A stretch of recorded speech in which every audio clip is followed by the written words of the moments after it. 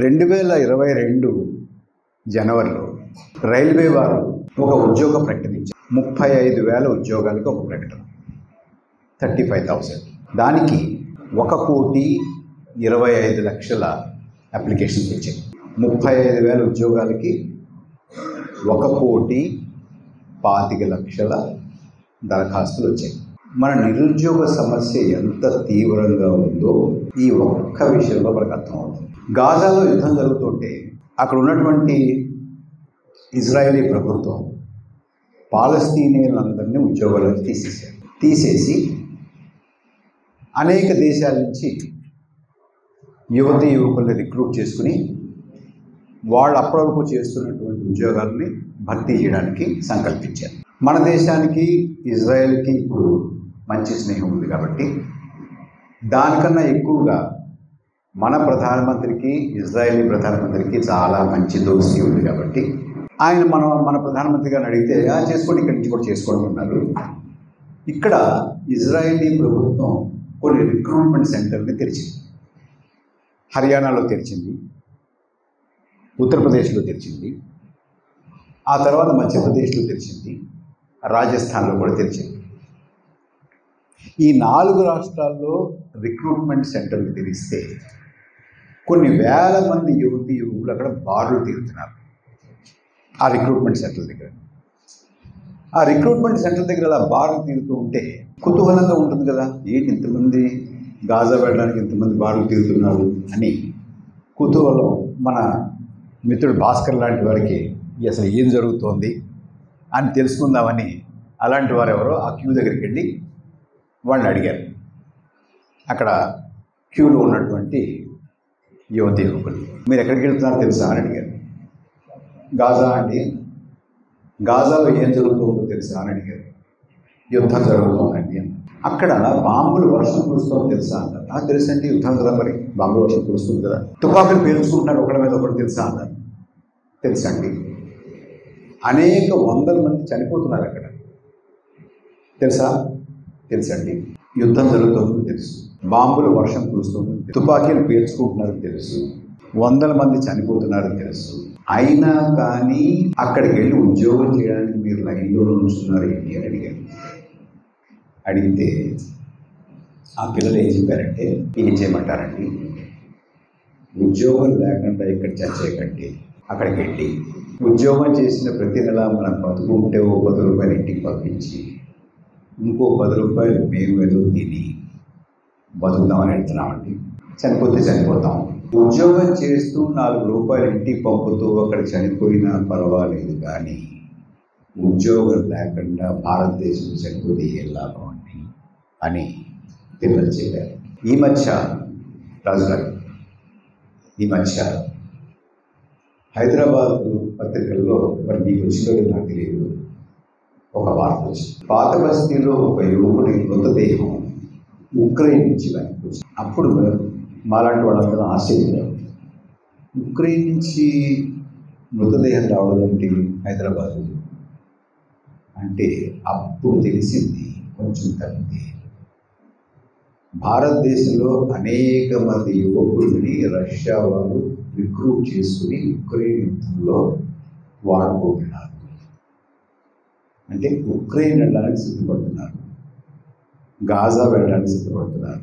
35,000 ఉద్యోగాలకి 1,25,00,000 మంది దరఖాస్తు చేసుకుంటున్నారు. అంత భయంకరమైనటువంటి నిరుద్యోగం మన యువకులలో ఉంది. ఈ మధ్యనే ఇంటర్నేషనల్ లేబర్ ఆర్గనైజేషన్ వాళ్ళు భారతదేశంలో నిరుద్యోగం మీద ఒక నివేదికను విడుదల చేశారు ఈ మధ్య. ఆ నివేదికలో ఏం చెప్పారంటే, భారతదేశంలో ఉన్నటువంటి మొత్తం నిరుద్యోగుల్లో 83% మంది యువకులు. రెండవది, ఆ యువకులు చదువుకున్నటువంటి వారి 63%. భారతదేశంలో యువతలో నిరుద్యోగం శాతం 24. అంటే యువకులు 100 మంది ఉంటే అందులో 24 మందికి ఉద్యోగాలు లేవు. ఇది ప్రపంచంలో యువతలో నిరుద్యోగం అత్యధికంగా ఉండేటువంటి దేశాల్లో మన దేశం కూడా ఒకటి. మన దేశంతో పాటు ఎలాంటి దేశాల్లో ఇంత నిరుద్యోగం ఉందనంటే యెమెన్లో ఉంది, ఇరాన్లో ఉంది, లెబనాన్లో ఉంది, లిబియాలో ఉంది, అర్మేనియాలో ఉంది. ఇట్లాంటి దేశాల్లో మనకెంత నిరుద్యోగం ఉందో యువతలో అక్కడ కూడా అంతే నిరుద్యోగం ఉంది. వాళ్ళు ఇందాక భాస్కర్ చెప్పినట్టుగా ఫాస్టెస్ట్ గ్రోయింగ్ ఎకానమీ కాదు, వరల్డ్ 5th లార్జెస్ట్ ఎకానమీ కూడా కాదు. మనం చెప్పుకుంటున్నాం ఇంత నిరుద్యోగం ఉన్న, వాళ్ళు చెప్పుకోవట్లేదు. వాళ్ళకి బడాయి లేదు, మనకు బడాయి ఉంది. మన పొరుగు దేశమైనటువంటి బంగ్లాదేశ్ చిన్న దేశం, మనందరికీ తెలుసు. మనకి యువకుల్లో నిరుద్యోగం 24% ఉంటే బంగ్లాదేశ్లో 12% ఉంది, మనలో సగం ఉంది. ఈ మధ్య ఈ ఐఎల్ఓ రిపోర్ట్ విడుదల చేసినప్పుడు మన భారత ప్రభుత్వానికి ముఖ్య ఆర్థిక సలహాదారు ఒక ఆయన ఉన్నారు, అనంత నాగేశ్వరన్ అని. వారు కూడా ఉన్నారు అక్కడ ఆ సమావేశంలో విడుదల చేసినటువంటి దాంట్లో. ఆయనే విడుదల చేశారు. అయితే విడుదల చేసే ముందు మనం చదువుకోవడానికి ఉండదు కదా, అంచేత ఆయనకు తెలియదు. ఈ అంకెలు చెప్పడంతో విడుదల అయిన తర్వాత ఆయన ఒక మాట చెప్పారండి, చాలా ముఖ్యమైనటువంటి మాట. ఆయన ఏం చెప్పారంటే, నిరుద్యోగుల లాంటి సమస్యలు తీర్చడం అనేది ప్రభుత్వ బాధ్యత కాదు అని చెప్పారు. It is not the responsibility of the government to solve the unemployment problem అని చెప్పారండి. ఇదివరకు ఆ రోజుల్లో 60, 70, 80 ఆ ప్రాంతంలో తెలుగులోను తమిళంలోనూ ఒకేసారి సినిమాలు తీసేవాడు. ఓ తమిళ యాక్టర్ని పెట్టి తమిళ వెర్షన్ తీసేవాడు, తెలుగు యాక్టర్ని పెట్టి తెలుగు వెర్షన్ తీసేవాడు. ఇలా మహమ్మద్ బిన్ తుగ్లక్ కూడా చో రామస్వామి గారు రాసినటువంటి కథ తెలుగులోనేమో నాగభూషణం గారు, తమిళంలో ఎవరు యాక్ట్ చేశారనుకోండి. ఈ అనంత నాగేశ్వరన్ గారు దాన్ని గుర్తు చేసి ఆ సమావేశంలో చెప్పారండి. ఆ సమావేశంలో మహమ్మద్ బిన్ తుగ్లక్ సినిమాలో డైలాగులు అనంత నాగేశ్వరన్ గారు మన ప్రభుత్వానికి ముఖ్యమైనటువంటి ఆర్థిక సలహాదారు, ఆయన గుర్తు చేసి ఏం చెప్పారంటే, అందులో ఆ సినిమాలో మహమ్మద్ బిన్ తుగ్లక్ అని ఒక కల్పితమైనటువంటి ప్రధానమంత్రి పాత్ర ఉంటుంది.